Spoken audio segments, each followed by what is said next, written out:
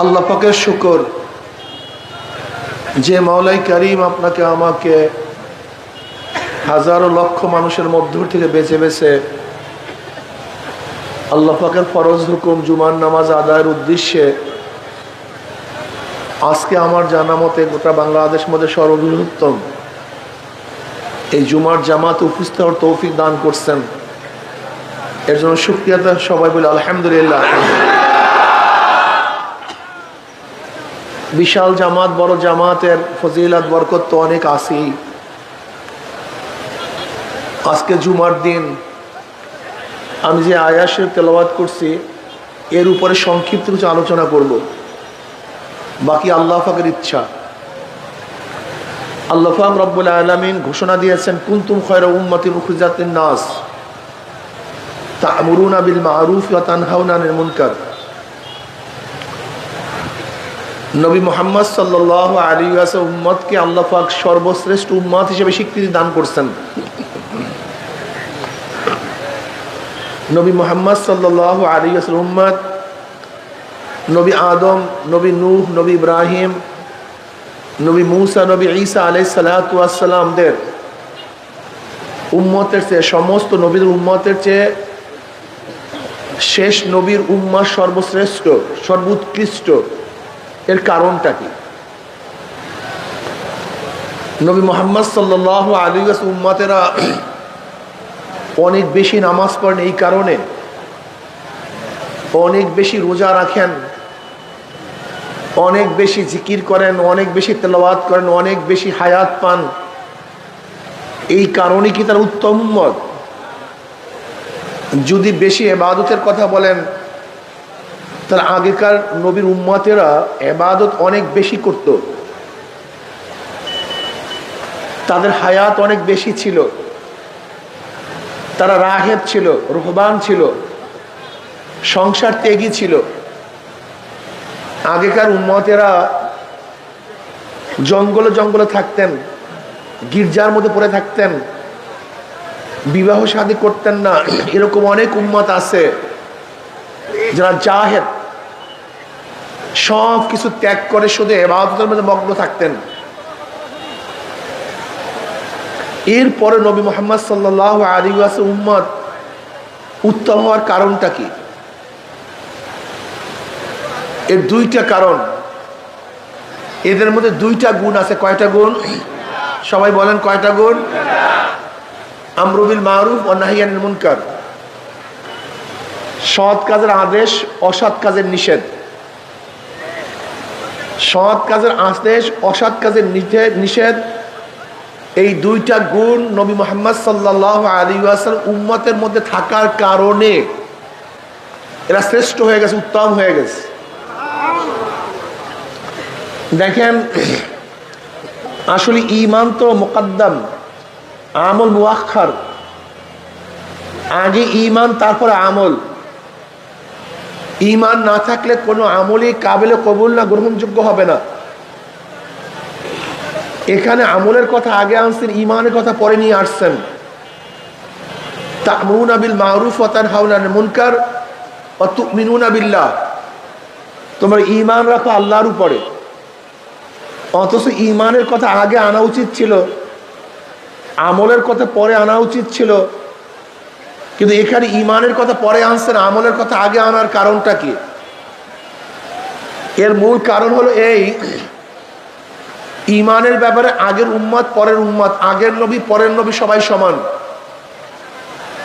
ঈমানের ব্যাপারে কোনো নবীর মধ্যে কোনো পার্থক্য নাই, কোনো উম্মতের মধ্যে কোনো পার্থক্য নাই। আল্লাহ এক। নবী আদম আলাইহিস সালাতু ওয়াস সালাম আল্লাহকে একই মানতেন। জান্নাত জাহান্নাম আগেকার সমস্ত নবীরা মানতেন। ফেরেশতা আগেকার নবীরা মানতেন। আল্লাহ একজন, আগেকার নবীরা কয়জন বলতেন? একজনই বলতেন। আগেকার উম্মতেরাও এই বিশ্বাস রাখতেন যে কিয়ামত হবে, পুলসিরাত হবে।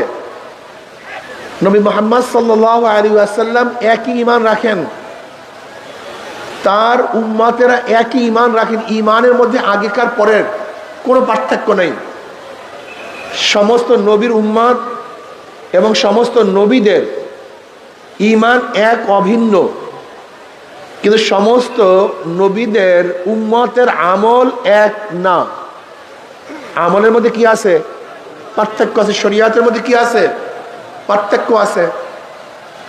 যেরকম নবী আদম আলাইহিস সালামের জমানায় ভাই বোনে বিবাহ জায়েজ ছিল, এখন কি জায়েজ আছে? ঈসা আলাইহিস সালামের জমানায় শুয়ারের গোশ হালাল ছিল, এখন কি হালাল আছে? তার মানে ঈমান এক, আমলের মধ্যে পার্থক্য। আমরা ঈমানের কারণে তাদের চেয়ে উত্তম নই। ঈমান তো তাসাবি, সবাই সমান। কিন্তু নবী মুহাম্মদ সাল্লাল্লাহু আলাইহি ওয়াসাল্লামের উম্মতের শ্রেষ্ঠত্বতা বয়ান করার কারণটা কি ছিল? তাদের মধ্যে দুইটা গুণ আছে। কয়টা গুণ?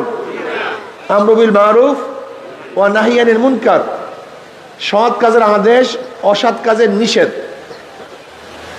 যদি এই দুইটা গুণ কার মধ্যে না থাকে, এই দুইটা গুণ কার মধ্যে না থাকে, সে যত বড় পীর হোক, মুহাদ্দিস হোক, মুফতি হোক, শায়খুল হাদিস হোক, যাই হোক না কেন, কোরআনের ভাষায় তাকে উত্তম উম্মত বলা হবে না। কোরআনের ভাষায় ওই ব্যক্তিকে উত্তম উম্মত বলা হবে যার মধ্যে সৎ কাজের আদেশ, অসৎ কাজের নিষেধ, এই দুইটা গুণ থাকবে। এখন আপনি বলতে পারেন, হুজুর সৎ কাজের আদেশ করতে করতেই তো অসৎ কাজ দূর হয়ে যায়। সৎ কাজ করতে করতে, ভালো আদেশ দিতে দিতে এমনি ব্যক্তির থেকে খারাপ কাজ দূর হয়ে যায়। কাজে সৎ কাজের আদেশ দিলেই তো যথেষ্ট, অসৎ কাজ থেকে বিরত রাখতে হবে কেন? একটা প্রশ্ন আছে কি নেই? এরকম অনেকেই বলে থাকি। আমি তাদেরকে প্রশ্ন করতে চাই, আমরু বিল মারুফ ওয়া নাহি আনিল মুনকার মাতুফ আলাই, আর মাতুফ আলাই মুগায়্যার হয়, এক আরেকের বিপরীত হয়। যদি আমরু বিল মারুফের মধ্যে সৎ কাজের আদেশের মধ্যেই অসৎ কাজের নিষেধ থেকেই থাকে, তাহলে আমরা যেই বয়ান, যেই তফসির বুঝলাম, আল্লাহ পাক তো সেটা বুঝলেন না। নাউযুবিল্লাহ। তাহলে কেন? যদি আমরু বিল মারুফের মধ্যেই নাহি আনিল মুনকার থাকে, তো নাহি আনিল মুনকার আবারও উল্লেখ করা এটা অতিরিক্ত হয়ে যায়, লগ্ব হয়ে যায়, যেটা প্রয়োজন ছিল না। এই কথাটা বুঝাতে পারি নাই? আমরু বিল মারুফের মধ্যেই তো নাহি আনিল মুনকার আছে, ও নাহি আনিল মুনকার আবার কেন বললাম? এটা লগ্ব কালাম, অতিরিক্ত কালাম। আর যে কালামের মধ্যে, কোরআনের মধ্যে অতিরিক্ত থাকে, সে তো আল্লাহর কালাম হতে পারে না। কথাটা বুঝাতে পারিনি? আপনার তফসিরের মাধ্যমে ঈমানের খতরা হয়, ঈমান ধ্বংস হওয়ার সম্ভাবনা আছে। আপনি অবশ্যই মনে রাখবেন, আমরু বিল মারুফ এক জিনিস, নাহি আনিল মুনকার ভিন্ন জিনিস। এর উদাহরণ দেন এইভাবে, একটা মানুষ সুস্থ থাকার জন্য দুইটা জিনিসের প্রয়োজন। কয়টা জিনিসের প্রয়োজন ভাই? দুইটা জিনিসের প্রয়োজন একটা মানুষ সুস্থ থাকার জন্য। যেরকম এক ব্যক্তির ডায়াবেটিস হয়েছে। কি হয়েছে? ডাক্তার তাকে কি বলে? ইনসুলিন নেন, ডায়নিল ট্যাবলেট খান। আবার কি বলে? চিনি খেয়েন না, এইটা খাবেন না, এইটা খাবেন না। এর কারণটা কি? এর কারণ হলো দুইটা। ব্যক্তির মধ্যে যে জান ঢুকছে, সেই জানকে ধ্বংস করার জন্য, শোধন করার জন্য ইনসুলিন, ডায়োনিল ট্যাবলেট। কিন্তু নতুন ভাবে যেন জান না ঢুকে, এর জন্য চিনি খাইয়েন না, এইটা খেয়েন না। কি কথা ঠিক না? তা একটা মানুষ সুস্থ থাকার জন্য দুইটা জিনিসের প্রয়োজন, প্রতিশোধক, প্রতিরোধক। বলেন কি? এক ব্যক্তি শুধু ইনসুলিন নেয় কিন্তু চিনিও জন্মের মতো খায়, সে সুস্থ থাকবে? এক ব্যক্তি শুধু চিনি খায় না কিন্তু ইনসুলিন, তার মধ্যে যে জান ঢুকছে তার জন্য ইনজেকশন বা ঔষধ ব্যবহার করে না, সেও কি সুস্থ থাকবে? একটা মানুষ সুস্থ থাকার জন্য দুইটা জিনিসের প্রয়োজন, প্রতিশোধক, প্রতিরোধক। শুধু প্রতিরোধকেও হবে না, শুধু প্রতিশোধকেও হবে না। ঠিক ইসলাম নামীয় এই জাতির নামীয় এই কায়া, এই শরীরটাকে সুস্থ রাখার জন্য দুইটা জিনিসের প্রয়োজন, প্রতিশোধক, প্রতিরোধক। বলেন কি? আমরু বিল মারুফ প্রতিশোধক, নাহি আনিল মুনকার প্রতিরোধক। নামাজ পড়ো, রোজা রাখো, জিকির করো, তেলাওয়াত করো, ইবাদত করো, আত্মশুদ্ধি করো, প্রতিশোধক। তোমার এলাকায় যেন গাঁজা না থাকে, মদ না থাকে, অন্যায় না থাকে, অবিচার না থাকে, এটা প্রতিরোধক। যদি তুমি শুধু প্রতিশোধক ব্যবহার করো আর এলাকার মধ্যে হাজারো গর্হিত কাজ চলতে থাকে, একদিন না একদিন দেখবা তুমিও খারাপ কাজের মধ্যে মগ্ন হয়ে গেছো, তুমিও খারাপ কাজের মধ্যে লিপ্ত হয়ে গেছো। তুমি হও নাই, তোমার ছেলে হবে, তোমার ছেলে হয় নাই, তোমার নাতি হবে, তোমার নাতি হয় নাই, তোমার পুতি হবে। তোমাকে মনে রাখতে হবে, ইসলাম দিন শুধু তোমার জমানার সাথে সম্পৃক্ত না, ইসলাম দিন তোমার নাতির সাথে সম্পৃক্ত না, ইসলাম দিন তোমার পুতির সাথে সম্পৃক্ত না। এই জমানার সাথে, কালের সাথে, মাটির সাথে ইসলাম ও দিন সম্পৃক্ত। তুমি ভালো আছো, কিন্তু তোমার সমাজ যদি ভালো না থাকে, তুমি গ্যারান্টি দিয়া বলো তোমার ছেলে কি ভালো থাকবে? হ্যাঁ, তোমার ছেলে ভালো আছে, তোমার সমাজ যদি খারাপ থাকে, তুমি গ্যারান্টি দিয়া বলো তোমার নাতি কি ভালো থাকবে? তোমার নাতি ভালো আছে, সমাজ যদি খারাপ হয়, তুমি গ্যারান্টি দিয়া বলো তোমার পুতি কি ভালো থাকবে? কেন থাকবে না?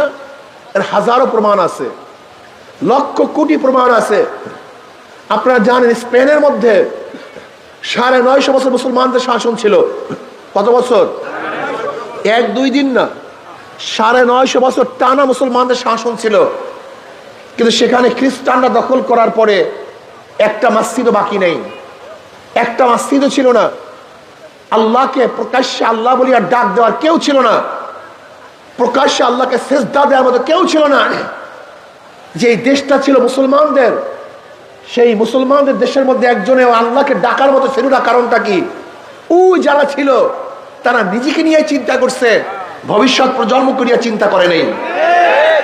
তুমি কি জানো বুখারা, তাসকান, সামারকান, উজবেকিস্তান, কাজাকিস্তান এগুলো সব মুসলমানদের রাষ্ট্র ছিল, মুসলমানদের শাসন ছিল।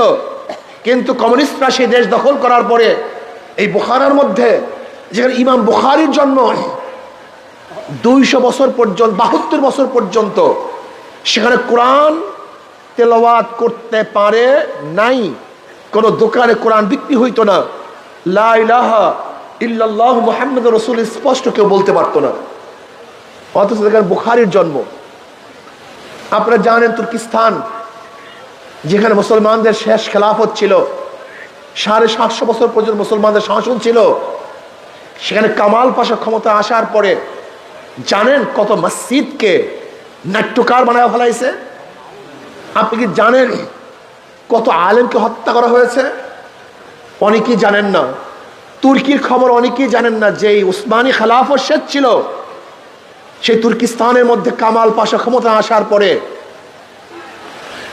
যেই আলেমের বাড়ির দরজায় যেই গাছ ছিল, সেই আলেমকে সেই গাছের মধ্যে ঝুলিয়ে দেওয়া হয়েছে।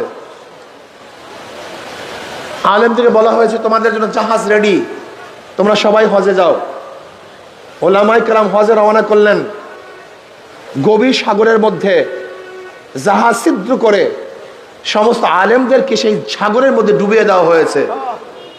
আপনারা জানেন না, আজান বন্ধ করা হয়েছে, বোরখাকে নিষিদ্ধ করা হয়েছে, কোরআন তেলাওয়াত বন্ধ করা হয়েছে, আরবিকে উৎখাত করা হয়েছে। এই তুর্কিস্তানের মধ্যে তারা ভবিষ্যতের চিন্তা করে নাই, শুধু নিজেদেরকে নিয়ে ব্যস্ত ছিল। এরকম হাজারো জায়গা আছে। আজকে মিশরের অবস্থা কি দেখেন, আজকে সৌদির অবস্থা কি চলতেছে দেখছেন। ইদানিং সৌদির মধ্যে যে কনসার্ট চলতেছে, যে ড্যান্স গান চলতেছে, আল্লাহ ভালো জানেন, জানি না কি হয়। দুবাইয়ের অবস্থা কি, মিডল ইস্টের অবস্থা কি, আবু ধাবির অবস্থাটা কি আপনি কি জানেন? খুবই খারাপ অবস্থা, খুব করুণ অবস্থা। তারা নিজেদেরকে নিয়ে চিন্তা করছে, ভবিষ্যৎ নিয়ে চিন্তা করে নাই, এই জন্য সেখানে কলেমাও পড়তে পারে না। আজকেও আপনি আমি যদি শুধু নিজেকে নিয়ে ব্যস্ত থাকি আর সমাজ থেকে গর্হিত কাজকে উৎখাত করার চেষ্টা না করি, আপনি গাঁজা শিবি না, আপনার ছেলে একদিন গাঁজা পান করবে যদি গাঁজা চলতে থাকে। আপনি মদ পান করেন না, আপনার ছেলেও মদ পান করে না, যদি আপনার সমাজের মধ্যে মদ সয়লাভ হয়ে যায়, হয়তো আপনার নাতি মদ পান করবে। আল্লাহ না করে আপনার নাতি মদ পান করে না, যদি এরকম মদ সয়লাভ হয়ে যায়, আপনার বংশধরের মধ্যে কেউ না কেউ মদ পান করবে। এর ইসলাম শুধু আপনার জমানার সাথে সম্পৃক্ত না, ইসলাম শুধু আপনার ছেলের জমানার সাথে সম্পৃক্ত না, ইসলাম কিয়ামত পর্যন্ত সম্পৃক্ত। মুসলমান শুধু নিজেকে নিয়ে চিন্তা করে না, ভবিষ্যৎ নিয়েও চিন্তা করে। আজকে যদি সমাজের অবস্থা এরকম থাকে, আমার ভবিষ্যৎ প্রজন্ম কি অবস্থায় থাকবে? এর জন্য মনে রাখতে হবে, একজন মুসলমানের চিন্তা হলো, চেতনা হলো, কু আনফুসাকুম ওয়া আহলিকুম নারা, নিজেও জাহান্নামের আগুন থেকে বাঁচবো এবং সমাজকে আহালকেও জাহান্নামের আগুন থেকে বাঁচাবো। কি কথা ঠিক না? আমরু বিল মারুফ ওয়া নাহি আনিল মুনকার। প্রিয় ভাইয়েরা আমার, এটা করবেন কিভাবে? এটার পদ্ধতিটা কি? নবী আলাইহিস সালাতু ওয়াস সালাম ফরমান, মান রাআ মিনকুম মুনকারান ফালিয়ুগাইয়িরু বিয়াদিহি ফাইন লাম ইয়াস্তাতি বিলিসানিহি ফাইন লাম ইয়াস্তাতি বিকলবিহি ওয়া যালিকা যাফুল ঈমান। মুসলিমের মধ্যে রওয়ায়াত আসছে, তোমরা যদি খারাপ কাজ দেখো, গর্হিত কাজ দেখো, তাহলে শক্তি থাকলে শক্তি দিয়ে পরিবর্তন করে দাও। যেরকম ছেলে যদি কোনো খারাপ কাজ করে, তাহলে ছেলেকে নসিহাত নয়, তাকে শক্তি প্রয়োগ করে খারাপ কাজ থেকে ফিরাতে হবে। যদি মেয়ে খারাপ কাজ করে, শক্তি প্রয়োগ করে ফিরাতে হবে। স্ত্রী খারাপ কাজ করলে শুধু নসিহাত নয়, শক্তি প্রয়োগ করতে হবে। ছাত্র যদি খারাপ কাজে লিপ্ত হয়, শক্তি প্রয়োগ করে খারাপ কাজ থেকে বিরত রাখতে হবে। যদি দেশের কেউ জনগণ খারাপ কাজ করে, তার প্রধানমন্ত্রী সে শুধু নসিহাত করবে না, শক্তি প্রয়োগ করে সে খারাপ কাজ থেকে বিরত রাখতে হবে। কথা ঠিক না? যদি সেই শক্তি না থাকে, তাহলে মুখ দিয়ে এমন ভাবে বলো যেন পরিবর্তন হয়ে যায়। এখন পর্যন্ত মুখ দিয়ে হাজারো গর্হিত কাজ পরিবর্তন করা সম্ভব কি সম্ভব না? যেরকম থেমিস মূর্তি বসাবার চেষ্টা করছিল, যখন আমরা মুখ দিয়ে বলা শুরু করলাম, বসাতে পারে নাই। ঢাকায় মূর্তি স্থাপন করার চেষ্টা করছিল, মুখ দিয়ে বলার কারণে বসাতে পারে নাই। পারছে নাকি? পারে নাই। এরকম ফতুয়া বিরোধী আন্দোলন করেছিলাম, ফতুয়া বন্ধ করতে পারে নাই।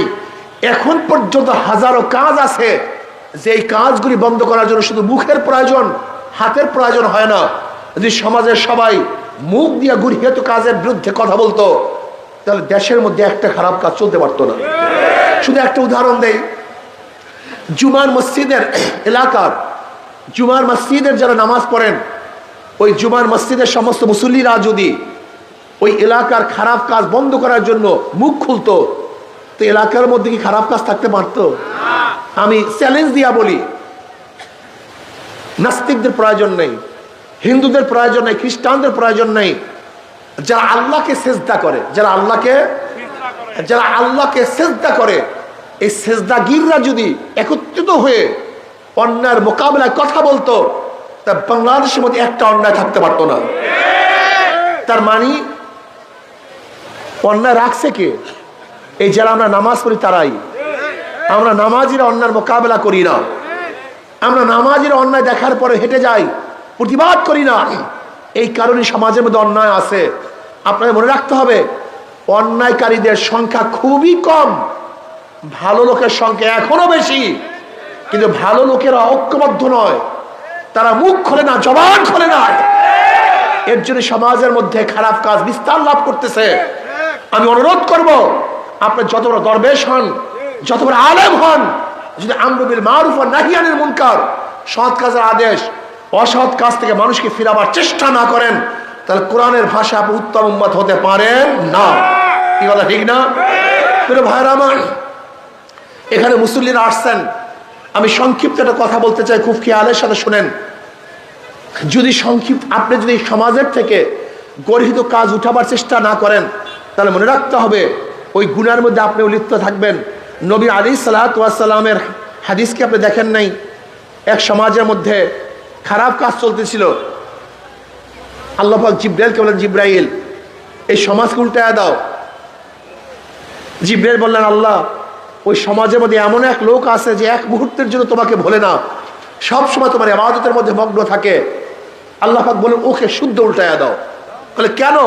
বলে এত খারাপ কাজ চলতে আছে, কিন্তু ও পরিকল্পনা পর্যন্ত করে নাই, ও বাধা দেওয়ার চেষ্টাও করে নাই, তাদেরকে কিভাবে প্রতিহত করতে হয় সেই ব্যাপারও তার ভুরু কুচকায় নাই, কাজে ওকে শুদ্ধ উল্টায়া দাও। আজকে আমরা যারা নিজেদেরকে ভালো মনে করি আর সমাজের খারাপ কাজকে উঠাবার জন্য, পরিবর্তন করার জন্য চেষ্টা না করি, গজব শুধু তাদের উপরে আসবে না, যারা ভালো লোক আছেন আল্লাহ পাক গজব তাদেরকেও নাযিল করবে। আর যারা খারাপ কাজ প্রতিষ্ঠিত করেছেন, আপনার খারাপ কাজের কারণে যত মানুষ খারাপ কাজ করবে সব দায়িত্ব আপনাকে গ্রহণ করতে হবে। আচ্ছা বলেন তো, দুনিয়ার মধ্যে কিয়ামত পর্যন্ত যত অবৈধ খুন হবে, এই অবৈধ খুনের একটা ভাগ কাবিল পাবে কি পাবে না? কাবিল কার সন্তান? কথা বলেন না কেন? সবাই ঘুমায়া পড়ছেন নাকি? কার সন্তান? আদম আলাইহিস সালাতু ওয়াস সালামের সন্তান কাবিল। কত আগে হত্যা করছে। কিয়ামত পর্যন্ত যত অবৈধ হত্যা হবে তার একটা ভাগ কাবিল পাবে। কারণটা কি বলেন? হ্যাঁ ঘুমাইস না, বলো বলো কি পাবে? কেন পাবে?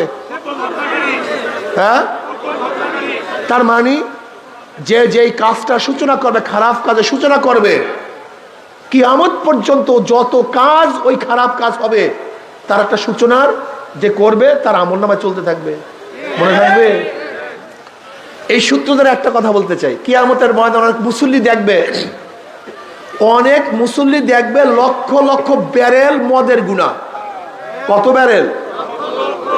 লক্ষ লক্ষ ব্যারেল মদের গুনাহ।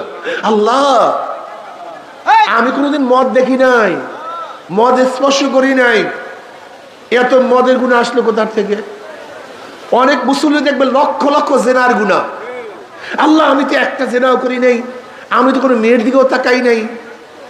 দেখবে লক্ষ লক্ষ সুদের গুনাহ, ঘুষের গুনাহ, ডাকাতের গুনাহ, চুরির গুনাহ। আল্লাহ, আমি একটা কাজও করি না, আমি তো মুসল্লি ছিলাম। আল্লাহ বলবেন, আমি জানি তুই এই কাজ করো নাই, কিন্তু যাদেরকে ভোট দিয়ে ক্ষমতায় নিয়ে মদের আইন পাশ করার সুযোগ করিয়ে দিয়েছ, তোর ভোট ব্যতীত এই মদের আইন পাশ করতে কথা বলে না কেন? একদল যুবক উপারে যাবে, নদীর উপারে যাবে চুরি করার জন্য। এখন খেয়ালাকে বলতেছে, ভাই একটু পার করে দেন না, আমরা চুরি করব। এখন খেয়াল, আমি মুসল্লি মানুষ, চরমনাইয়ের মুরিদ, তবলিগ করি, অমুক শায়েখের মুরিদ হয়েছি, আমি চুরি টুরির কোনো জিনিস গ্রহণ করব না। কিন্তু যেহেতু তোরা যুবক মানুষ, আমার আত্মীয় স্বজন, আমার পাড়ি প্রতিবেশী, একটু তুই চুরি করতে চাস আর আমার খেয়া ব্যতীত পারবি না, আয় আমি চুরির ভাগের মধ্যে নাই। আর যেহেতু তোরা চুরি করবি, আমি চুরির ভাগের মধ্যে নাই, তোদের মাল গ্রহণ করব না, আয় আমরা ধাক্কা দিয়ে দেই। খেয়ালা ওই চোরদেরকে খেয়ায় উঠে একটা ধাক্কা দিয়ে পার করছে। খেয়ালার কোনো দোষ আছে ভাই? ওই তো, সে তো চুরির ভাগের মধ্যে নাই। কথা বলে না, সবাই চুপচাপ বসে আছে। এই যুবক বাবা, তুমি বলো, চোরের খেয়ালার কোনো দোষ আছে? কারণটা কি? ওর এই ধাক্কা ব্যতীত কথা বলে না কেন? ওর চুরি করতে, আপনি যে ধাক্কা দিয়ে ক্ষমতায় বসায় দিচ্ছেন, আপনার সিলের ধাক্কা ব্যতীত ক্ষমতায় যেতে, আপনার সিলের ধাক্কা ব্যতীত আইন পাশ করতে, আপনার সিলের ধাক্কা ব্যতীত মদের আইন পাশ হইতো। সংসদে মদের আইন পাশ কিভাবে করে? মদের আইনের পক্ষে কে আছেন, মদের পক্ষে কে আছেন, হাত তোলেন, হাত তোলেন, হাত তুলছে। মদের আইন পাশ, মদের আইন পাশ, মদের আইন পাশ। এই যারা হাত তুলছে, সমর্থন করছে, এই সমর্থকদেরকে সংসদের নিচে কে আসবে সমর্থনে? কথা বলে না কেন? এখন আপনার ভোট ব্যতীত সেই ব্যক্তি মদের পক্ষে হাত তুলতে পারতো না, আপনি ভোট দিয়ে মদের আইন পাশ করার জন্য হাত তুলাইছেন। এখন এই গুনাহটা কে নেবে আমাকে বলেন তো?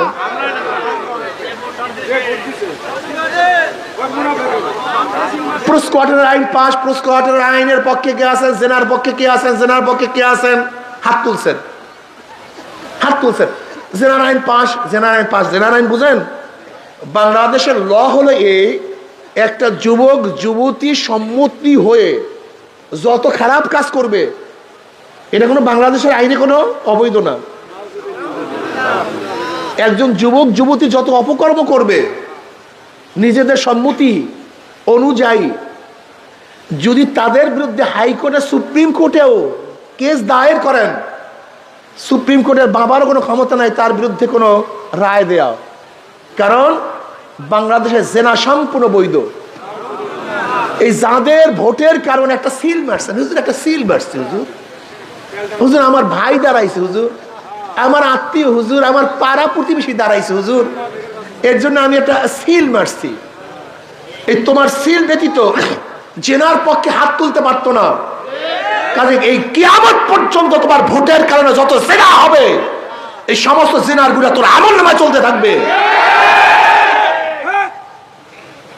ভাবছেনটা কি? একটা সিল, ইবরাত কা যা হয় তামাশা নেই। আপনার ভোটের মাধ্যমে যত মদের প্রচারণ হবে, যত মানুষ মদের বোতলে চুমুক মারবে, আপনার ভোট ব্যতীত মদের আইন পাশ করা যেত না। আপনার ভোটের কারণে মদের আইন পাশ হয়েছে, সমস্ত গুনাহ আপনার আমলনামায়। ইবরাত কা যা হয় তামাশা নেই। আপনি ভেবেছেন কি এটা ভোট? হ্যাঁ, আমি গেলাম একবার উজিরপুরে, এক হিন্দু ঠাকুর, সে বলতেছে হুজুর আমি তো ইসলামের বাহিরে, হাত পাকার বাহিরে ভোট দেবো না। আমি বলি কেন? তাহলে হুজুর আপনার আব্বার বয়ান শুনতাম, তিনি একটা কথা বলছে যে যাদের ভোটের মাধ্যমে যত গুনাহ হবে, ভোটারদের আমলনামায় সেই গুনাহ আসবে। আমি চিন্তা করি তখন কতটা ঠিকই, আমার কারণে এই কাজগুলো হচ্ছে। আমি না করলে এই কাজ হতো না, লুটপাট হতো না, চুরি হতো না, ডাকাতি হতো না। এই কাজটা আমারই নিয়ত করছি হুজুর। আমি কেন ফাও ফাও একজন ক্ষমতা নিয়ে আমি কেন কিয়ামত পর্যন্ত খারাপ কাজের মধ্যে থাকবো? চিন্তা করতে পারছেন? একটা হিন্দু, ওর মেধা আছে। আমি এই কথা বলছি না যে তুমি আমার সাপোর্ট করো, আমি এই কথা বলছি না তুমি ইসলামী আন্দোলন করো, আমি এই কথা বলছি না তোমার হাত পাকে সিল মারো, এই কথা বলছি না। কিন্তু আমি এই কথা নিশ্চিত বলবো যে এই দলের মধ্যে, যে ব্যক্তির মধ্যে চোর আছে, ডাকাত আছে, দুর্নীতিবাজ আছে, খুনি আছে, মদখোর আছে, ধর্ষক আছে, তাদের দল করে মানুষ করতে পারে না। এই কথা আমি বলতে পারি। আমি এই কথা বলবো না আমার দল করো, আমি এই কথা বলবো না আমার পিছনেই তোমাকে নামাজ পড়তে হবে, আমি এই কথা বলবো না। কিন্তু যে কোনো একজন আলেম যাদের নামাজ সহি, যারা আল্লাহকে ভয় করে, এমন একজনের পিছুই তোমাকে নামাজ পড়তে হবে। আমি এই কথা বলবো না আমার কাছে কেরাত পড়তে হবে, না, যার কাছে গিয়ে পারো কেরাতকে সহি করতে হবে, শুদ্ধ করতে হবে। কেরাত সহি ব্যতীত কবরে যাওয়া যাবে না। কাজে আসুন আমরা সবাই ভালো মানুষকে সমর্থন করি, ভালো মানুষকে সাপোর্ট করি। খবরদার নিজের ভোটের মাধ্যমে কিয়ামত পর্যন্তর জন্য যেন গুনাহ জারি না করি। এই ভুল কেউ করবেন না, আল্লাহর কাছে অনুরোধ করি। এই দেশের যত গন্ডগোলের মূল হলো আপনারা, এই যত গন্ডগোলের মূল, এই যত গ্যাঞ্জামের মূল, যত দুর্নীতির মূল সব জনগণ। আপনারা দুর্নীতিবাজদেরকে ক্ষমতায় নেওয়ার কারণে আজকে দেশের মধ্যে বারবার দুর্নীতিতে দেশটা বারবার চ্যাম্পিয়নশিপ লাভ করছে। এসব দোষের মূল আপনারা, অন্য কেউ না। আজকে থেকে নিয়াত করেন যেই দলের মধ্যে চোর আছে, দুর্নীতিবাজ আছে, দখলদার আছে, চাঁদাবাজ আছে, ওদেরকে আমরা সাপোর্ট করব না, ওদেরকে ভোট দেব না ইনশাআল্লাহ। সবাই রাজি আছেন ইনশাআল্লাহ? কে রাজি আছে? দুই হাত নারা তাকবীর, নারা তাকবীর। আল্লাহ আমাদের সবাইকে কবুল করে নেন। মাশাআল্লাহ মাশাআল্লাহ মাশাআল্লাহ। হাত নামাই। এর জন্য আমি একটা কথা বলবো ভাই, একটা কথা বলবো যে খবরদার খারাপ কাজে অংশগ্রহণ করবেন না, খারাপ কাজে যাবেন না। কিয়ামত পর্যন্ত কিন্তু আপনার আমলনামায় এই গুনাহ লিখতে থাকবে। আল্লাহ আমাকে আমাদের সবাইকে কবুল করে নেন।